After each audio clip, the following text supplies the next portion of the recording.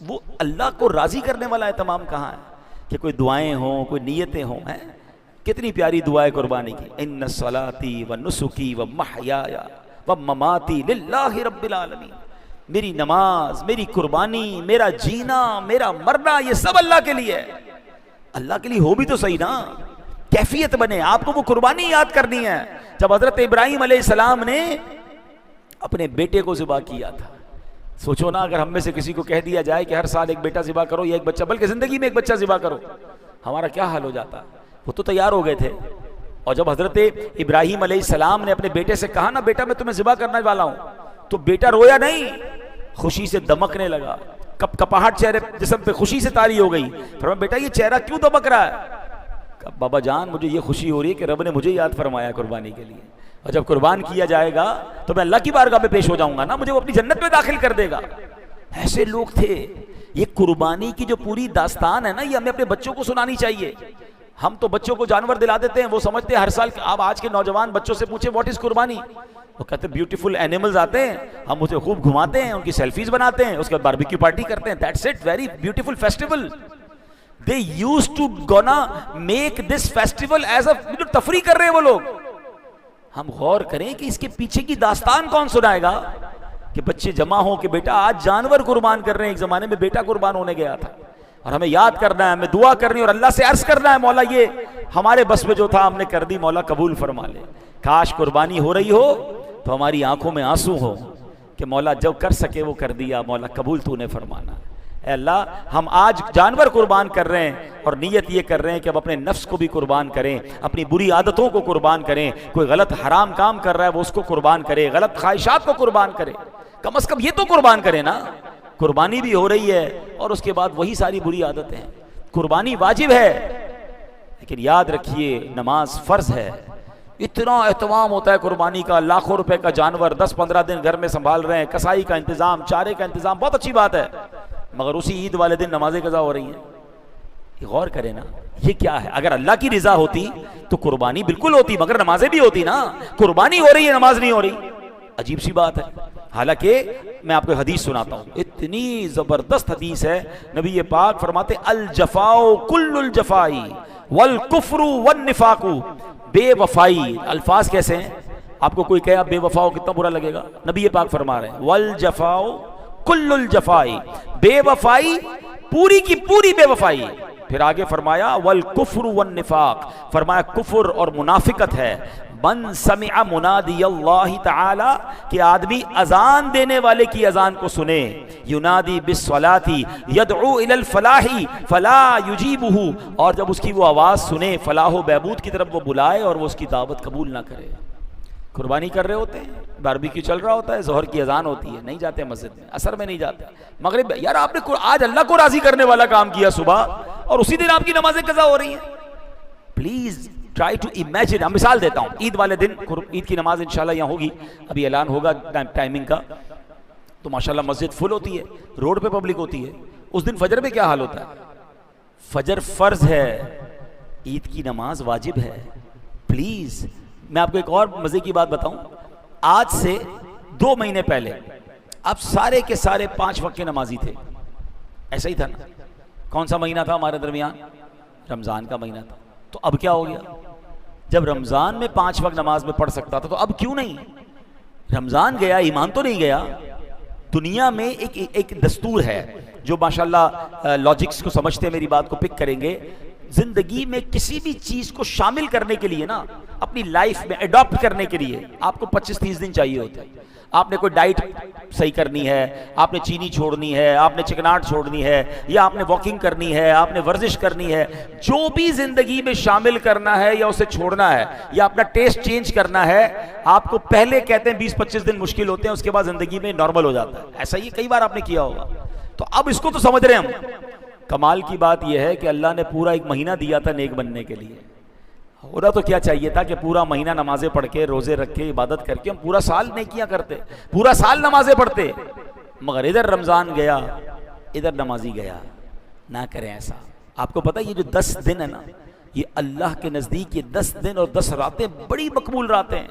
یہ افضل ترین راتیں، بلکہ حدیثوں میں مضمون ملتا ہے کہ ان دنوں میں جو نیک عمل کیا جاتا ہے اللہ کو عام دنوں سے زیادہ بڑا محبوب ہے۔ عشرہ ذوالحجہ کی ایک نیکی 700 نیکیوں کے برابر ہے۔ ان دنوں میں ایک روزہ، یقیناً 10 ذوالحجہ کا روزہ تو ہم نہیں رکھیں گے، لیکن پہلے 9 دنوں میں ایک روزہ یہ 1 سال کے روزوں کے برابر ہے۔ تو یہ دن تو عبادت کرنے کے، اللہ کو راضی کرنے کے ہیں۔ تو اے میرے پیارے اسلامی بھائیوں، ہمیں اس کے اندر بہتری لانی ہے اور ہمیں یہ بات سمجھنی ہے کہ قربانی کرنی ہے مگر اللہ کے لیے کرنی ہے، قربانی کرنی ہے اللہ کی رضا کے لیے کرنی ہے، اور قربانی خوش دلی کے ساتھ کرنی ہے۔ آج کل کچھ لوگ یہ بھی کرتے ہیں کہ یار کیا کریں یار، قربانی آ گئی اب تو جانور قربان کرنا پڑے گا، بوجھ سمجھے نا اللہ نے، دیکھیں نا کتنی بڑی مہربانی ہے، غریب پہ تو قربانی ہے ہی نہیں، صاحب نصاب پر قربانی ہے۔ تو قربانی کرتے وقت بوجھ فیل نہ کریں۔ سرکار دو عالم علیہ السلام فرماتے فطیبوا بہا نفسا، پس خوش دلی کے ساتھ قربانی کیا کرو۔ تو اللہ ہر نیکی، یہ صرف قربانی نہیں، ہر نیکی جو ہے ہمیں خوش دلی سے کرنی ہے۔ نماز پڑھیں، روزہ رکھیں، زکوٰۃ دیں، صدقہ دیں، دل پر بوجھ فیل نہ کریں۔ اللہ نے موقع دیا ہے تو یہ موقع ملا ہے نا، کئی لوگ جو نہیں کر پا رہے قربانی، تو اگر آج اللہ نے آپ کو سعادت دی ہے تو اس کو انجوائے کر کے خوش دلی سے شکر کے ساتھ، نیت ایک ہو، لوگ دیکھیں میرا جانور، لوگوں کو پتا چلے کتنے کا لیا ہے بتاؤں لوگوں کو، نہیں، اس کی نیت نہ ہو، اللہ کی رضا کی نیت ہو تو انشاءاللہ ایک ایک خون کا قطرہ، ایک ایک قربانی کے جانور کا بال انشاءاللہ آپ کے لیے نیکی کا، اجر کا اور مغفرت کا ذریعہ بنے گا۔ بلکہ روایتوں میں مضمون ملتا ہے کہ قربانی کے جانور جو ہیں وہ تمہارے لیے پل صراط کے لیے سواری بنیں گے۔ تو تگڑے جانور ہوں گے تو سواری بنیں گے نا، تو جانور بالکل اللہ نے دیا ہے تو بہترین جانور کریں۔ اگین انٹینشن، نیت اللہ کی رضا کی ہو۔ اب آخر میں آپ کو ایک اور کمال کی بات بتاتا ہوں۔ جب حضرت ابراہیم علیہ السلام حضرت اسماعیل کو ذبح کر رہے تھے نا، تو اب آپ نے تو اپنا کام کر دیا تھا، بلکہ آپ نے اپنے بیٹے کو بتا بھی دیا تھا کہ بیٹے میں تجھے ذبح کرنے لگا ہوں، تم کیا کہتے ہو؟ آپ کیجئے جو اللہ کا حکم ہے، مجھے آپ فرما بردار پائیں گے۔ شاعر کہتے ہیں نا، عید قرباں جذبہ ایثار کا اظہار ہے، یہ اطاعت کا خلیل اللہ کی معیار ہے یہ تسلیم و رضا کی ایک لافانی مثال، جان دینے کے لیے فرزند بھی تیار ہے۔ باپ کا حسن عمل، بیٹے کا ذوق اتباع، اس مثالی داستان کا مرکزی کردار ہے۔ کاش یہ بات ہمیں یاد رہے۔ اچھا، یہ جو جب حضرت ابراہیم علیہ السلام حضرت اسماعیل کو ذبح کر رہے تھے نا، تو آسمان سے انہیں آواز آئی، اللہ اکبر اللہ اکبر۔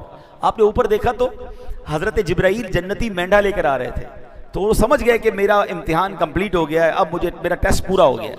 تو آپ نے شکر میں کہا لا الہ الا اللہ واللہ اکبر۔ تو حضرت اسماعیل جو لیٹے ہوئے تھے نا، انہوں نے سمجھ لیا کہ میرا بھی امتحان پورا ہو گیا۔ کہتے ہیں اللہ اکبر وللہ الحمد۔ ٹرائی ٹو انڈرسٹینڈ، یہ کیسی تسبیح ہے جس کا سٹارٹ حضرت ابراہیم نے فرمایا، درمیان کا جو جملے ہیں حضرت ابراہیم نے، سٹارٹ حضرت جبرائیل نے، درمیان کے جملے حضرت ابراہیم نے، اور اس کے آخری جملے حضرت اسماعیل کی زبان سے ادا ہوئے ہیں۔ یہ کتنی مقبول تسبیح ہوگی۔ اب جب عید کے دن یہ تسبیح پڑھیں تو یہ تصور کرنا ہے تسبیح کیا ہے، آئیے مل کر پڑھتے ہیں۔ اللہ اکبر اللہ اکبر، لا الہ الا اللہ واللہ اکبر اللہ اکبر وللہ الحمد، اللہ اکبر اللہ اکبر، لا الہ الا اللہ واللہ اکبر اللہ اکبر وللہ الحمد، اللہ اکبر اللہ اکبر، لا الہ الا اللہ واللہ اکبر اللہ اکبر وللہ الحمد۔ انشاءاللہ جی ہمارے یہاں اس مسجد میں عید کی نماز، عید والے دن 5:25 پر فجر کی نماز با جماعت ادا کی جائے گی، اور 6:03 پر بالکل اول وقت میں یہاں عید کی نماز ادا کی جائے گی۔ میری گزارش ہے آپ اچھی طریقے سے غسل کر کے جو عید کی سنتیں ادا کر کے اور اچھے کپڑے پہن کر فجر میں ہی آ جائیں تاکہ فجر باجماعت پڑھیں 5:25 پر انشاءاللہ. پھر یہاں بیان ہوگا 6:03 پر نماز عید ادا کر دی جائے گی. اور ہماری مریم مسجد جو ہے یہ 26ویں اسٹریٹ پہ, وہاں پر بدر کمرشل پہ اگر کوئی لیٹ عید کی نماز پڑھنا چاہے تو 6:45 بجے وہاں پر انشاءاللہ عید کی نماز ہوگی. ہماری اس مسجد میں 6:03 جیسے ٹائم شروع ہوگا نماز عید ادا کر دی جائے گی. آخر میں گزارش یہ ہے کہ اپنی قربانی کی کھالیں, دعوت اسلامی کو دیں جو دین متین کا کام پوری دنیا میں کر رہی ہے, اور ہزاروں مدارس لاکھوں بچے حافظ اور عالم بن رہے ہیں. تو میری گزارش ہے کہ اپنی قربانی کی کھال ہماری دعوت اسلامی کو دے, ہو سکے تو خود ہی ہماری اس مسجد کے سٹال پر پہنچا دیں, ورنہ یہاں امام صاحب مؤذن صاحب وغیرہ سے نمبر لیتے ہوئے جائیں. آپ کال کر دیں گے تو آپ تک قربانی کی کھالیں ہمارے اسلامی بھائی آ کر پک کر لیں گے. نمبر نوٹ کرنا چاہیں تو نوٹ کر لیں 0311-243-5512 0311-243-5512. اس پر کال بھی کر لیں گے تو انشاءاللہ ہمارے اسلامی بھائی آپ تک آ کر قربانی کی کھالیں لیں گے. اللہ پاک عمل کی توفیق عطا فرمائے.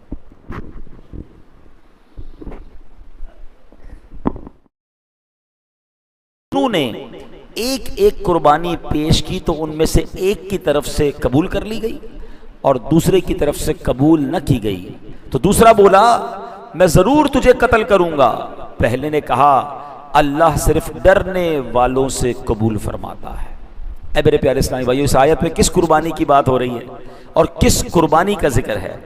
یاد رہے کہ ماشاءاللہ اس وقت سنت ابراہیمی ادا کرنے کے ایام قریب آ چکے ہیں. گلیوں میں گھروں میں جانوروں کی آوازیں چہل پہل سنائی دینے لگی ہے. با رونق سما ہے. جو خوش نصیب قربانی کی سعادت حاصل کریں گے ہم دعا کرتے ہیں کہ اللہ کریم ان سب کی قربانیوں کو قبول فرمائے.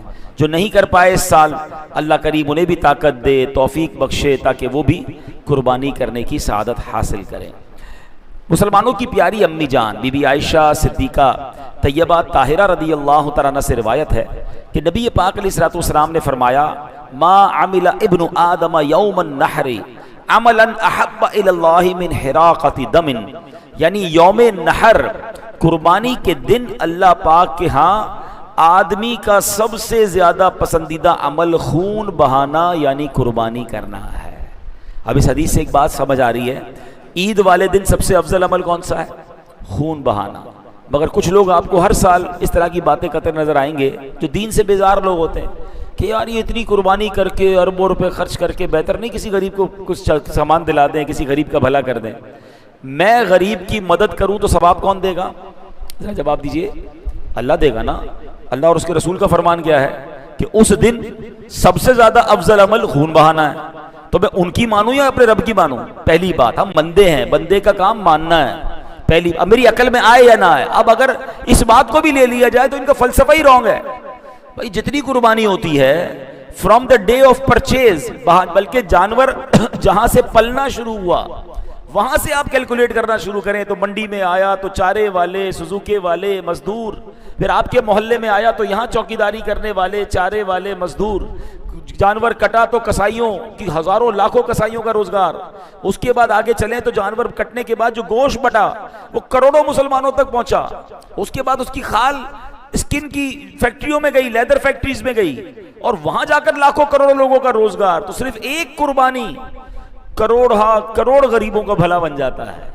لیکن پرابلم یہ نہیں ہے کہ غریبوں سے انہیں محبت ہے, انہیں تکلیف یہ ہے کہ مسلمان اللہ سے کیوں محبت کر رہے ہیں. وہ حج پہ روکیں گے آپ کو, یار بار بار حج کی کیا ضرورت ہے, وہ قربانی پہ روکیں گے, وہ ربیع الاول کے بارے میں لوگ, جب بھی مسلمان اللہ اور رسول کے نام پر کچھ خرچ کرنے کا چاہیں گے نا تو ان کو غریب کی پیٹ میں درد یاد آ جائے گا. آپ کبھی نہیں سنیں گے کہ یار اتنی مہنگی مہنگی شادیاں کرنے کی بجائے جو ہے وہ غریب کی مدد کر دو, ہر سال نیا آئی فون لینے کی بجائے کسی غریب کو دلا دو بھائی, نہیں, وہ سب لیں گے. جب بھی آپ دیکھیں مسلمان اللہ رسول کے نام پر کچھ خرچ کرنا چاہیں گے آپ کو اس طرح کی آوازیں سوشل میڈیا پہ سننے کو ملیں گی. اٹ مینز یہ ڈائریکٹلی نہیں کہہ سکتے آپ کو اللہ سے دور ہو جائیں, اللہ کے رسول کی محبت دل سے نکال دیں, وہ اس طرح نکالنے کی کوشش کرتے ہیں. تو کہتے ہیں نا اگر جینے کی تمنا ہے تو کچھ پہچان پیدا کر. بہرحال اب آگے سنیے اللہ کے نبی نے کیا فرمایا. سب سے افضل عمل قربانی کے دن وہ کیا ہے اللہ کے نزدیک؟ جانور کا خون بہانا. آگے فرمایا وَإِنَّهُ لَتَأْتِي يَوْمَ الْقِيَامَةِ بِقُرُونِهَا وَأَضْلَافِهَا وَأَشْعَارِهَا، فرمایا بے شک روز قیامت قربانی کا جانور اپنے سینگوں، کھروں اور بالوں سمیت آئے گا۔ کیا ہوگا؟ وَإِنَّ الدَّمَ لَيَقَعُ مِنَ اللَّهِ بِمَكَانٍ قَبْلَ أَن يَقَعَ عَلَى الْأَرْضِ فَطِيبُوا بِهَا نَفْسًا، فرمایا بے شک قربانی کے جانور کا خون زمین پر گرنے سے پہلے قربانی کرنے والا اللہ پاک کے ہاں اونچا مقام پا لیتا ہے۔ پس خوش دلی سے قربانی کرو، اوپن ہارٹڈ ہے، خوش دلی کے ساتھ قربانی کرنی ہے۔ ایک مرتبہ صحابہ کرام نے پوچھا یا رسول اللہ علیہ الصلوۃ والسلام یہ قربانی کیا ہے؟ فرمایا سنت ابیکم ابراہیم علیہ السلام، یہ قربانی تمہارے والد حضرت ابراہیم کی سنت ہے۔ صحابہ نے پوچھا حضور ہمارے لیے کیا اجر ہے؟ فرمایا بکل شعرۃ حسنہ، یعنی قربانی کرنے والے کو قربانی کے ہر بال کے بدلے ایک نیکی عطا کی جاتی ہے۔ کتنی بڑی نیکی ہے! اللہ خوش نصیب وہ لوگ ہیں جو قربانی کر رہے ہیں، اللہ اخلاص کے ساتھ نصیب فرمائے۔ ابھی آگے سنیں گے ایسے بھی قربانی کرنے والے ہوں گے جن کی قربانی قبول نہیں ہوتی۔ قربانی کرنا کمال نہیں ہے، قربانی قبول ہونا کمال ہے۔ اب آگے سنیں کہ قبول کیسے ہوتی ہے۔ کیا خوبصورت اشعار قربانی کے بارے میں شاعر نے لکھے، نشانی ہے وفا کی اور ایک نعمت ہے قربانی، نشانی ہے وفا کی اور ایک نعمت ہے قربانی، خدا کے دوست ابراہیم کی سنت ہے قربانی۔ مسلمانوں کبھی قربانی سے پیچھے نہیں ہٹنا، وقار دین ہے اسلام کی شوکت ہے قربانی۔ اب بات کرتے ہیں اس آیت کی جو ہم نے بیان میں شروع میں تلاوت کی، پارہ 6 سورہ مائدہ، اور یہ ذکر ہوا ہے حابیل اور قابیل کی قربانی کا۔ یہ دونوں حضرت آدم علیہ السلام کے بیٹے تھے، مگر قابیل وہ پہلا بدنصیب ہے جس نے انسانوں کی تاریخ میں سب سے پہلا گناہ کیا، یہی پہلا مشرک بھی ہے، یہی پہلا قاتل بھی ہے۔ حضرت حابیل بڑے نیک انسان تھے، ان کا اور بدنصیب قابیل کا کسی بات پر جھگڑا ہو گیا۔ اس جھگڑے کا حل حضرت ابراہیم علیہ السلام نے یہ دیا کہ تم دونوں قربانی کرو، جس کی قربانی قبول ہو گئی وہ درست ہوگا، وہ رائٹ ہوگا، جس کی قبول نہ ہوئی وہ مسٹیک پر ہوگا۔ تو دونوں نے قربانی ارینج کی۔ اس زمانے میں قربانی قبول ہونے کا دستور یہ ہوتا تھا، دیکھیں یہ بھی اس امت پر کتنی بڑی مہربانی ہے۔ اس زمانے میں جو قربانی قبول ہوتی تھی نا، آسمان سے آگ آتی تھی، اس کو جلا دیتی تھی یا ساتھ لے جاتی تھی۔ ہماری قربانی کتنی آسان ہے کہ قربانی بھی خود کر رہے ہیں، گوشت بھی خود کھا رہے ہیں، اب قربانی ہمارے ساتھ ہی ہے، بچے کھا رہے ہیں، فیملی کے لوگ کھا رہے ہیں، رشتہ دار کھا رہے ہیں، قربانی بھی ہماری ہے، ہمارے پاس ہی رہتی ہے، وہ قربانی چلی جاتی تھی۔ اب کیا ہوا؟ حابیل اور قابیل دونوں نے قربانی پیش کی۔ حابیل نے اللہ پاک کی رضا کے لیے ایک بڑی زبردست بکری ذبح کی، اور قابیل نے مرے دل سے تھوڑے سے گندم کے دانے رکھ دیے۔ اب کیا ہوا؟ آسمان سے آگ آئی اور حابیل کی قربانی کو قبول کر لیا گیا۔ اب قابیل تو پہلے لڑائی کر رہا تھا، اب حسد کے اندر اور وہ آگ بگولا ہو گیا، اس نے غصے میں اپنے بھائی حابیل کو ہی قتل کر ڈالا۔ اس زمین پر یہ سب سے پہلا قتل تھا۔ اس کے بعد قابیل پہاڑوں پر چلا گیا اور شرک میں مبتلا ہو گیا۔ قرآن نے یہ واقعہ کیا بیان کیا، ذرا دوبارہ آپ غور سے یہ آیت سننی ہے۔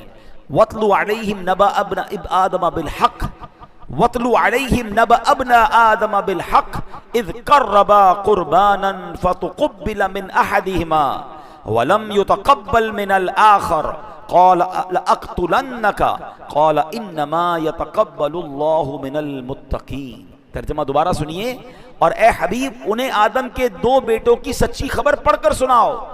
جب دونوں نے ایک ایک قربانی پیش کی تو ان میں سے ایک کی طرف سے قبول کی گئی اور دوسرے کی طرف سے قبول نہیں کی گئی، قبول نہ کی گئی۔ دوسرا بولا میں تجھے ضرور قتل کر دوں گا، پہلے نے کہا اللہ صرف ڈرنے والوں سے قبول فرماتا ہے۔ میں آتا ہوں اس واقعے کی طرف، مگر 2-3 میسیجز ہیں۔ 2 بھائیوں میں حسد ہو جاتا ہے، اور یہ 2 بھائی بھی کون تھے؟ نبی کے بیٹے تھے۔ تو جب نبی کے بیٹوں میں حسد ہو سکتا ہے تو آج کل بھی بھائیوں میں، بہنوں میں، رشتہ داروں میں، دوستوں میں حسد ہو سکتا ہے۔ حسد اتنی بری بلا ہے، جو سب سے پہلے گناہ ہوئے اس میں حسد تھا۔ دوسرے نمبر پر حدیث پاک میں آتا ہے کہ سب سے پہلا قتل کرنے والا کون؟ قابیل تھا۔ اب قیامت تک جو بھی ناحق قتل کیا جائے گا اس کو تو گناہ ملے گا، قابیل کو بھی اس کا گناہ ملے گا، کیونکہ اس نے نیا طریقہ ایجاد کیا۔ تو اس سے پتہ چلا گناہ جاریہ وہ بدبختی ہے کہ بندہ خود بھی کوئی گناہ کرے دوسروں کو سکھا دے۔ اب جب تک وہ کرتے رہیں گے اس کرنے والے کو بھی گناہ ملے گا۔ اور آج کل social media actually it is the source of گناہ جاریہ. حرام کام خود کیا، ناچ گانا ڈھول تماشا بے حیائی، اور اس کو ڈال دیا سوشل میڈیا پہ. اب میں نے کر لیا، اب آپ دیکھیں. اچھا خوش ہو رہے ہوتے اتنے لائکس ملے، میرے اتنے فالوور ہیں، میری وہ ویڈیو اتنے ملینز پر. او اللہ کے بندے، ملینز لوگوں نے تیرا گناہ دیکھا ہے، ان کو تو گناہ ملا، تمہیں بھی ملا، اور مر گئے تو پھر قبر میں بھی مار پڑنی ہے، کیونکہ ویڈیو تو باقی رہے گی. کئی ایسے لوگ ہیں جو دنیا سے چلے گئے ہیں، ان کی ویڈیوز باقی ہیں، لوگ دیکھ رہے ہیں، گناہ بھی کر رہے ہیں. ایسا نہ ہو قبر میں ان کو بھی مار پڑ رہی ہو. ٹرائی ٹو امیجن زندگی ایسی گزاریں کہ میرے اور آپ کے مرنے کے بعد لوگ میری اچھی باتیں یاد رکھیں، ہماری باتوں پر عمل کریں، نیکیاں ملے مجھے اور آپ کو، صدقہ جاریہ والے کام کریں نا. مگر یہاں کسی کو پڑ ہی نہیں ہے. بس کوئی بات نہیں، لائکس بڑھ رہے ہیں، فالو بڑھ رہے ہیں، مشہور ہو رہا ہوں، فیم مل رہا ہے، اور ایسے اور بہت سارے طریقے جس میں پتہ بھی نہیں. دوستوں کو سکھا دیا کوئی غلط کام، کوئی چیٹنگ، کوئی فراڈ، تم بھی کرو، اب وہ کرتا جائے گا، آپ کے نامہ اعمال میں گناہ جاری. اللہ اکبر، کاش بات سمجھ آ جائے. اب آتے ہیں واپس واقعے کی طرف. دو بندے، حابیل اور قابیل. قابیل کی قربانی قبول نہیں ہوئی، حابیل کی قربانی قبول ہو گئی، اور قابیل کی قربانی رد ہوئی، قرآن کہتا ہے. تو پتہ کیا چلا، صرف قربانی کر لینا کافی نہیں ہے. یہ پوائنٹ اس واقعے سے مل رہا ہے. قربانی تو دونوں نے کی ہے نا، قربانی کر لینا کافی نہیں ہے، اس کی قبولیت کی فکر کرنا ضروری ہے. مسلمانوں کے چوتھے خلیفہ مولا علی شیر خدا کرم اللہ تعالی وجہ الکریم کیا کمال کی بات ارشاد فرماتے ہیں کونوا لقبول العمل اشد ہما منکم بالعمل. عمل کرنے سے زیادہ عمل قبول ہونے کی فکر کیا کرو. عمل کمال نہیں ہے، قبول ہو جائے یہ کمال ہے. حضرت فضالہ بن عبید رضی اللہ تعالیٰ عنہ فرماتے ہیں اگر مجھے معلوم ہو جائے کہ میرا ایک ذرہ کے برابر عمل قبول ہو گیا ہے تو مجھے دنیا اور جو کچھ اس دنیا میں ہے اس سب سے زیادہ محبوب ہے. ہم عمل کرتے ہیں مگر وہ قبول ہوا کہ نہیں اس کی فکر ہے. اب ہو سکتا ہے کسی کے ذہن میں آئے کہ جناب یہ کیسے ہو گیا، نماز پڑھ رہا ہوں، روزے رکھ رہا ہوں، قربانی کر رہا ہوں، صدقے دے رہا ہوں، اب ہو تو گیا، اب کیا قبول نہیں ہوگا؟ اب سنیے قرآن کیا کہتا ہے. قل هل ننبئکم بالاخسرین اعمالا. تم فرماؤ کہ ہم تمہیں بتا دیں کہ سب سے زیادہ ناقص عمل والے کون ہیں. اللہ اکبر. نمازیں نہیں پڑھتا وہ بھی نقصان میں ہے، روزے نہیں رکھتا وہ بھی نقصان میں ہے، زکوٰۃ نہیں دیتا وہ بھی غلط کر رہا ہے، لوگوں کو تکلیف پہنچا رہا ہے وہ بھی غلط کر رہا ہے. مگر قرآن کیا کہہ رہا ہے؟ سب سے زیادہ ناقص عمل والے کون ہیں؟ آگے قرآن فرماتا ہے الذین ضل سعیہم فی الحیات الدنیا وہم یحسبون انہم یحسنون صنعا. الذین ضل سعیہم فی الحیات الدنیا وہم یحسبون انہم یحسنون صنعا. کیا ترجمہ ہے اس کا؟ وہ لوگ جن کی ساری کوششیں دنیا کی زندگی میں برباد ہو گئیں حالانکہ وہ یہ کام کر رہے تھے، وہ گمان کر رہے تھے کہ وہ اچھا کام کر رہے ہیں. یعنی ہم میں سے بہت سارے لوگ ہیں میں تو بڑی نیکیاں کر رہا ہوں، میں تو بڑا اچھا آدمی ہوں، میں تو ہمیشہ سچ بولتا ہوں، میں تو کوئی بیماری نہیں کرتا، میں تو روزے بھی رکھتا ہوں، میں نمازیں بھی پڑھ رہا ہوں، میں صدقے بھی دے رہا ہوں، میں نے حج بھی کیے، ہر سال قربانی کی اور قربانی بھی بہت ساری کرتا ہوں، ٹینٹ لگا کے پورے محلے کے سب سے اچھے جانور کر رہا ہوں. ان مائی assumptions کہ میں تو بہترین کام کر رہا ہوں. اور قرآن کیا کہہ رہا ہے کہ وہ لوگ اپنے گمان میں سمجھ رہے تھے کہ اچھا کر رہے ہیں، بہترین کام کر رہے ہیں، لیکن وہ سب کچھ دنیا میں برباد ہو جائے گا. کیسے؟ حضرت سہل بن سعد فرماتے ایک مرتبہ کسی غزوے کا موقع تھا، ایک مسلمان جو تھے بڑا غیر مسلموں سے زبردست طریقے سے لڑ رہے تھے اور جناب دشمنوں میں گھس گئے، گالی کیا کہتے ہیں گاجر مولی کی طرح جو ہے وہ دشمنوں کو کاٹے چلے جا رہے ہیں. اور اس کی شاندار کارکردگی دیکھ کر صحابہ نے پوچھا حضور کہ آج جو اجر فلاں بہادر کمائے گا اتنا بڑا بہادر ہے کہ اس کے برابر بھی پہنچ سکے گا؟ تو نبی پاک نے فرمایا انہو من اہل النار، وہ جہنم میں سے ہے. صحابہ حیران ہو گئے کہ اتنا بہادر ایسے لڑ رہا ہے، اتنے دشمن گرا دیے، یہ جہنم میں سے. اب نبی پاک نے فرمایا تھا تو ایک صحابی نے کہا حضور نے فرمایا کوئی راز ہے اس میں. وہ اس کے پیچھے لگ گئے. تھوڑی دیر بعد جب وہ مر گیا تو دوڑتے ہوئے کہ حضور آپ سچ فرما رہے تھے. صحابہ نے پوچھا کیا ہوا؟ کل لڑتے لڑتے زخمی ہو گیا اور مرنے سے پہلے اس نے خودکشی کر لی. تو پتہ چلا وہ منافق تھا، وہ مسلمان ایمان والا نہیں تھا، اور اس کا خاتمہ بھی کیسے ہوا. تو یہ پتہ نہیں ہوتا ہمیں کہ بعض اوقات کچھ لوگ بڑی نیکیوں والی زندگی گزار رہے ہوتے ہیں، لگ رہا ہوتا ہے بالکل جنتی ہیں، اللہ کی بارگاہ میں ان کا کیا مقام ہے ہم نہیں جانتے. سبحان اللہ. نبی پاک علیہ الصلوۃ والسلام کو جو حدیث سنیے گا ڈرنے والی ہے. ان الرجل لیعمل بعمل اہل الجنہ. بعض دفعہ آدمی لوگوں کے خیال کے مطابق جنتیوں والے عمل کر رہا ہوتا ہے فیما یبدو للناس وانہ من اہل النار، مگر وہ جہنمی ہوتا ہے. وَيَعْمَلُ بِعَمَلِ أَهْلِ النَّارِ، بعض اوقات کو ایسا ہوتا ہے جو جہنمیوں والے کام لگ رہا ہوتا ہے کر رہا ہے. فیما یبدو للناس وهو من اہل الجنہ، جبکہ وہ جنتی ہوتا ہے. تو پتہ کیا چلا کہ ایک اصل دار و مدار قبولیت پر ہے. دیکھیں نا 2 لاکھ کا جانور بلکہ 10 لاکھ کا جانور لیں، لیکن اگر نیت اللہ کی رضا نہیں ہے، اللہ اکبر، تو پھر اللہ کی بارگاہ میں یہ قبول نہیں ہوگا. قرآن کیا فرماتا ہے؟ انما یتقبل اللہ من المتقین، اللہ صرف ڈرنے والوں سے قبول فرماتا ہے. اب ذرا غور کریں نا تو قربانی میں کیا 3 چیزیں ہوتی ہیں؟ قربانی کا گوشت، اس کا خون، اور پھر تقوی.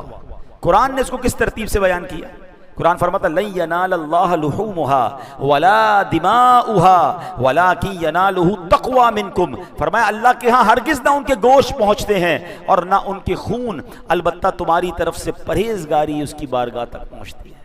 اللہ کی بارگاہ میں گوشت تھوڑی پہنچتا ہے، خون تھوڑی پہنچتا ہے، پرہیزگاری، تقوی، نیت، انٹینشن، یہ بارگاہ الہی میں پہنچتی ہے. گوشت کیا ہم کھا لیں گے، بانٹ دیں گے، پکا لیں گے، خون تو زمین چوس لے گی.